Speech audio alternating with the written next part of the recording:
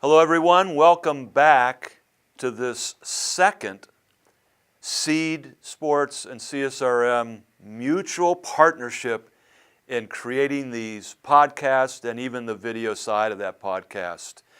I want to welcome in Bob Schindler, our friend and compatriot here. Bob, how you doing today?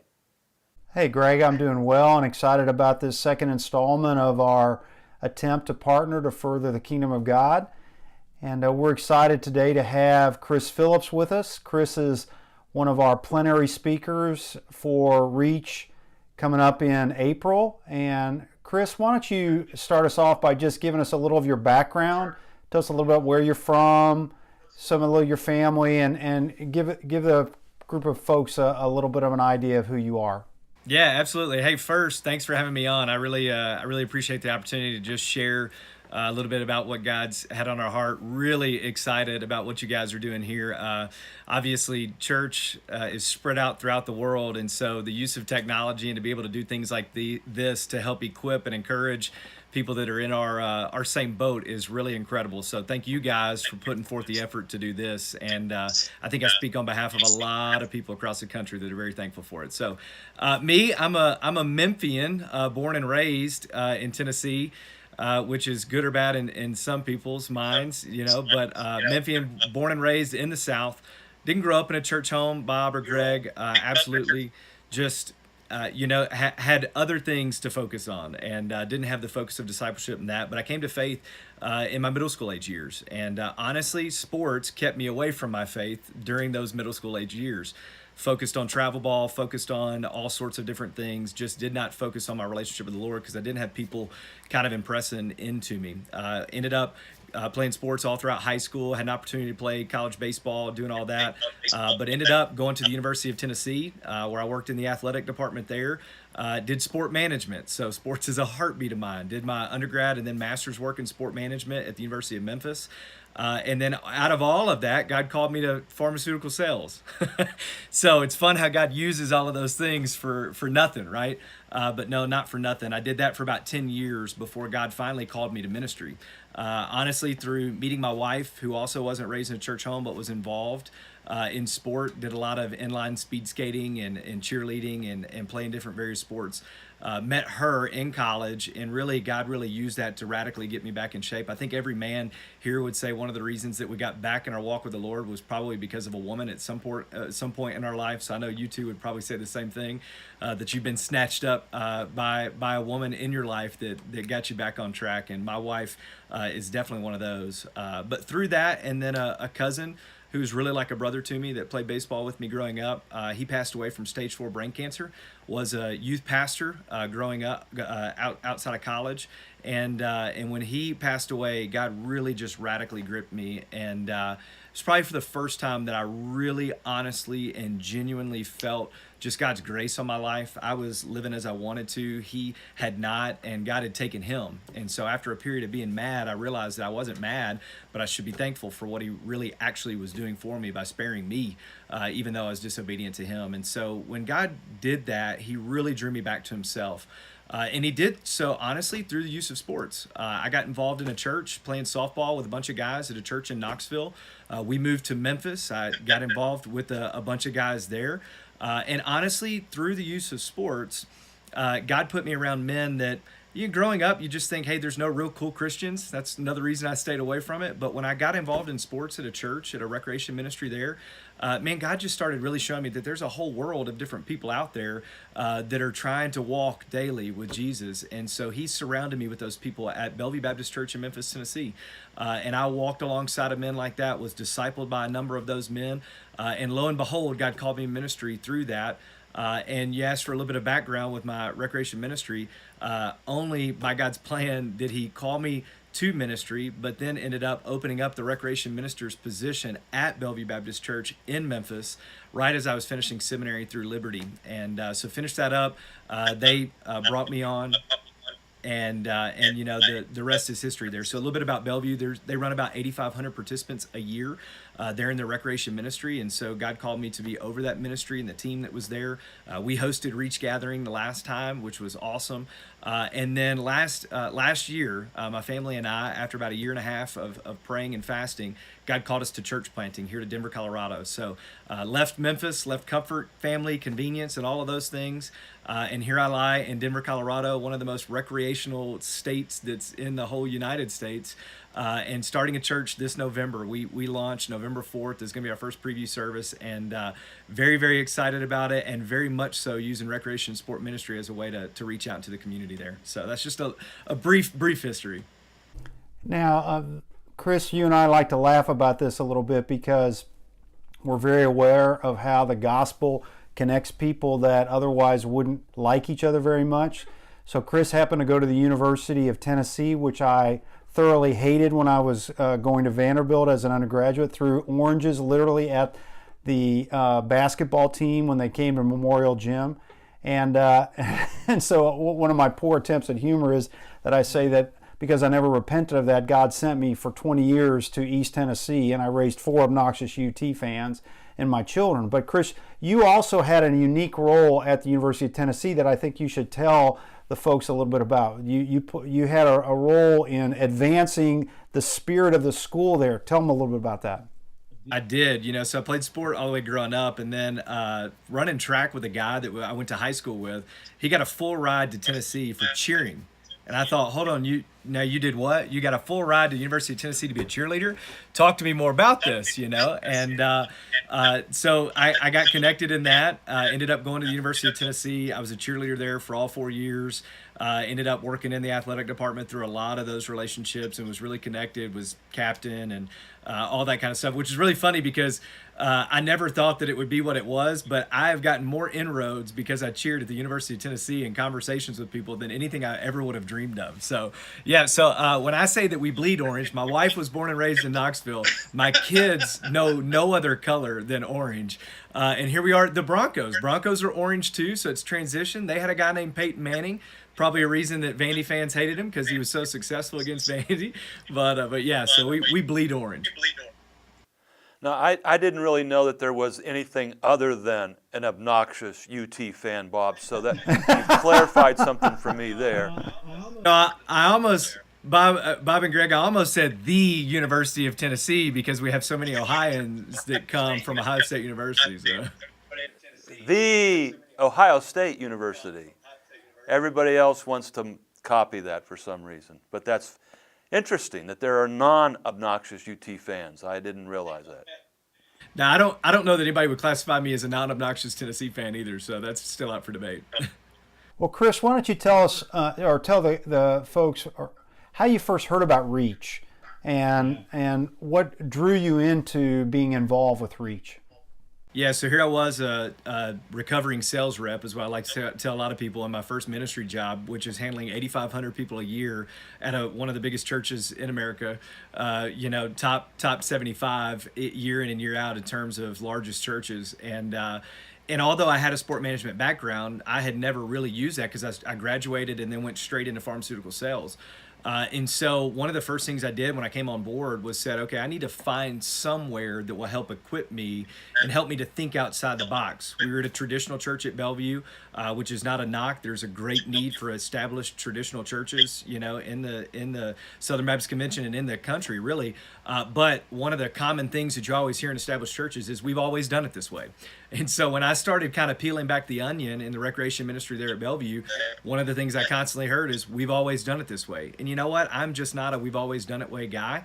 And so I started looking at places that I could get resourced, places that I could get equipped. And one of the places that popped up, honestly, was CSRM and Reach Gathering and those sorts of things. It was in Chicago that year. And so I actually was just there by myself, didn't know hardly anyone else there, and just wanted to learn and network and grow in what I could do for the people that God had placed underneath me. Honestly, Hebrews 13:17, I actually read it this morning. We have been placed in charge of people that leaders have been given people underneath them, souls to watch after their care and to give an account to God. And so now all of a sudden I had 8,000 people that were under my care that I had to give an account to God. So I wanted to make sure that we were doing the things that were really reaching them with the gospel of Jesus Christ. And so, Bob, I actually met you there. I met Greg there. I met a lot of other my deep friendships and relationships that I have now at that first conference that I went to. So. Thanks, Chris. So, how about in light of your role as a plenary speaker this year, what has God been putting on your heart with regard to how you're thinking about what you might be saying during that message? Yeah, first and foremost, one of the reasons I'm coming to Reach is not to speak, but it's for me to be in and around other people. And they're going through the same things that I'm going through. They're going through the same things that other people are going through, just kind of locking arms with them.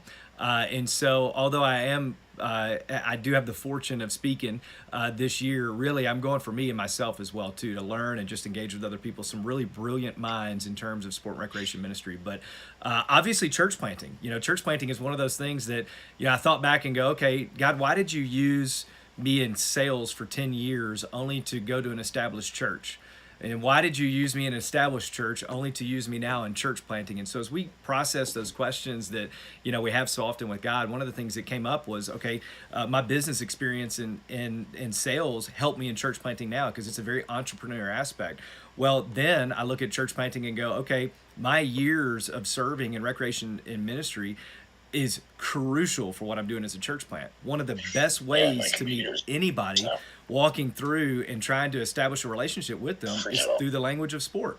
We can't pass by the language of sport and how useful it is to build a relationship with someone. And the great thing about Denver is it doesn't matter what sport, it doesn't matter what aspect we're looking at. There's something to do out here, whether it's the mountains, whether it's disc golf, whether it's golf, whether it's basketball, football, lacrosse, hockey. No matter what it is, there's plenty of opportunities to reach out to people. Not a lot of people want to key in and talk about religion. Not a lot of people even know about Jesus, even know about church. But I tell you one thing they know about: the Colorado Avalanche have won 9 games in a row. The Denver Broncos are a religion out here. And so for me, what I want to do is talk about not only just church planting, but in the means of church planting, what's the number one way I can go and begin to reach the community that we want to reach? And I fully believe that's through sports. A lot of church planters want to start a church, then they want to make disciples, and then they want to kind of engage and reach the city. That's a model that is looked at. But Vance Pittman, a friend of mine, he says that, hey, here's the deal. You need to engage your city, then you need to make disciples, and then you need to start your church. And one of the best ways to engage a city is through the use of sports and recreation. And so for us, I want to talk about the use of sport and recreation, how that's just a vital tool in terms of church planting. Well, Chris, after hearing you, I'm really excited to hear what you've got to say at your plenary address. And you're going to be one of 3 that are coming in. And just to let everybody know, Jay Martin, we're going to have our next interview with Jay, and also Susan Stewart. And Jay is a longtime veteran of our movement at Perimeter Church, leading the sports, rec, and fitness ministry there. And Susan Stewart, former Olympian, and also a local church sports and rec director in Toronto, Canada. Both of them will be sharing. But Chris, not only are you going to be a plenary speaker at Reach, but you're also going to be a keynoter in our track. We have a number of different tracks. This track is going to be on church planting. Tell us a little bit about that seminar workshop that you're going to be doing for that track on church planting at the Reach Gathering. Yeah, no problem. So we're going to talk about how to use sport and recreation with church planting in the main keynote session. But then in the track, I really want to get down to the nuts and bolts of, okay, what does that look like? How is it practical? Because one of the things I love about Reach Gathering is that we don't just talk theoretically, we don't just talk philosophically, but we talk practically about how to get down to the nuts and bolts and do this. Because you guys so well, I left the first one going, okay, these are the things I need to do, and these are the things and ways in which I'm going to do it. And so even in terms of church planting, it's unique to talk about church planting with it, but really it's going to be some basic tools on how to use recreation sport ministry in terms of just relationship building, because that's what church planting is, going in and building relationships in the community. And for our focus, we're going to focus on youth sports. And so I've got 4 kids, so maybe that makes me a little bit qualified for youth sports, but also work with youth sports for a while too. But I mean, guys, youth sports is a $7 billion industry in the United States. $7 billion. And so when we look at that, there are people, we all know people right now that we could write down on a piece of paper that want their child to be the next LeBron James, the next Tom Brady, the next, you name it, and they're going to do whatever they can to take them through it. And so youth sports, between private instruction, between leagues, between any of those things, it is a huge industry that if we don't tap into that from a church planting standpoint, we're really missing the boat. And so I'm going to talk in nuts and bolts about how we go in. You know, one way to engage a community, I guarantee you, I know something about every community in the United States right now. That's that every youth league and youth sports league in the country is looking for more coaches. And you know what more coaches brings? Relationships with parents 2 to 3 times a week, almost year round. And so for us, that's something that we're just going to break down and get into the kind of the weeds of how do we do that from a church planting standpoint? How does that filter through from a relationship standpoint that sees people go from the football field, the baseball field, the basketball court, then into a relationship with us, to invite them into our life before inviting them into our church, and then going from inviting them into our life to inviting them into our church and into a relationship with Jesus, into the body of Christ. So, Now, Bob, you know, because you have been a foundational partner of Reach, and Chris, you have been as well, that we have these different tracks. And we try to give a number of different perspectives in this. And on this particular track, we have someone who's going to be talking about how to plant an urban church through adult sports. Chris, you're going to be talking in yours about the youth sports. We've also got somebody coming and talking to us about the international sports, how you plant churches internationally. Rick Mitchell, who's been doing this for decades. And so there's a little bit of everything there, and each of these tracks are somewhere between 3 and 6 or 7 different sessions. Bob, speak into that a little bit. Well, I think one of the reasons I'm excited about having a church planting track this year is because of my previous experience in church planting. I know that church planters live, eat, and breathe building new relationships. And so all of those guys are going to bring to Reach this year the heartbeat of where sports really helps in that building of relationships. And it will renew, it will revive, it will reconnect us with that vision of how sports is so vital for building relationships. So, Chris, I'm really excited about what you and the other guys are going to bring. Even if I'm not in church planting now, or for those sports ministers that aren't in church planting, I think they're going to gain a lot from that. Plus the other tracks that we try to address other issues like gospel centricity. We do an adult sports track, a youth sports track. We do things in administration and then in personal development. So there are whole tracks and then sessions for all of the variety of needs and desires and questions that people have in sports ministry. So we're excited about those who have already committed and to doing those tracks for this year, and hope that anybody that wants to find out more information about it would go to our website and reachgathering.org and look on what we did last year and what's already been committed for this year. So Greg, anything else you want to bring out as the guy that heads up our tracks? Reachgathering.org is where you would go to get this information. And yes, Bob, one of the keys of this year, I think, is that we have a chaplain coming all the way from the Yorkshire Dales of England. Many of you know Brian Mason, and we're excited that he'll be bringing a devotional each and every day, a couple times actually each day. And because one of the things we try to do at Reach is not just inform, but also to inspire. And so Brian's going to help us with that. Chris, you're going to help us with this in terms of the plenary speaker, and you're also going to help us, you're going to help equip all who come through these seminars that you're going to be taking part in as well. Chris, if somebody is sitting at a desk or they're on their treadmill listening to this podcast and they are the director of sports and rec and fitness in their church, why should they think about bringing their staff and volunteers? You sat in that chair. How did this help your church when you brought your staff to it? Man, here's the deal. That person sitting there listening, that person bogged down with paperwork on his desk, that person on the treadmill trying to probably get out some frustration with the job, he's probably sitting there going, okay, how can I see more movement in our ministry for the purposes of pointing people to the gospel. And so first and foremost, you're going to come and learn new ways. You're going to hear fresh ideas, and you're going to be reminded of some that you already knew, but that because of the bogged down in paperwork, because of dealing with staff, because of dealing with people, which is messy, you've forgotten or haven't put into practice. You're having it there. But I tell you, Greg, Bob, you guys know when a staff gets together and takes a trip and then learns and then gets that enthusiasm, gets that passion, you meet back at the end of the night. Okay, what did you learn? Ooh, what about this? And so that car ride back, that plane ride is some of the most fruitful time I've ever experienced, no matter what career I've been in. When it was in medical sales, when it was in pharmaceuticals, when it was just in college, when it was in all of those focus group type mentalities where people are fused together, like Bob mentioned with relationships, it's some of the best stuff we've ever gotten out of that. And it was because we were there cohesively as a team to try to find a way to help our ministry point more people to the gospel of Christ. And when I sat in that chair, I did that for 15 years, Chris, and every year we as a church set aside a certain amount of money to send a group. And it became kind of a competition, who could become the best volunteer in our sports and rec and fitness ministry.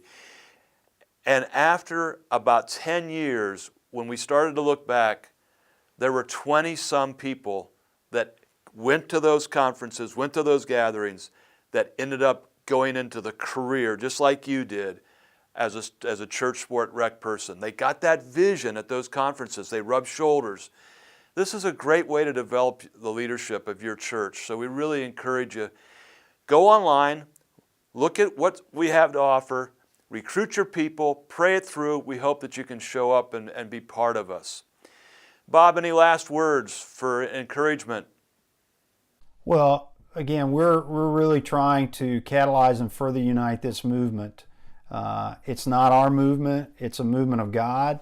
And we would love to have anybody that's listening to this that's involved in sports and rec and fitness ministry become a part of Reach. We believe God is using it.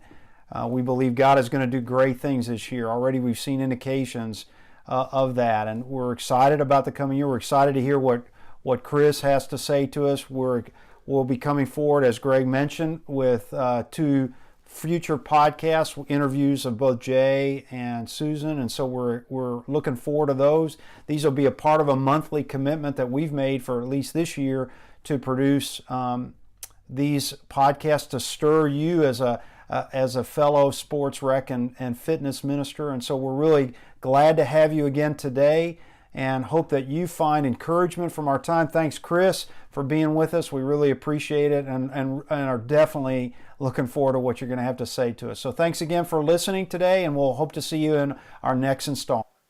Thanks to everybody.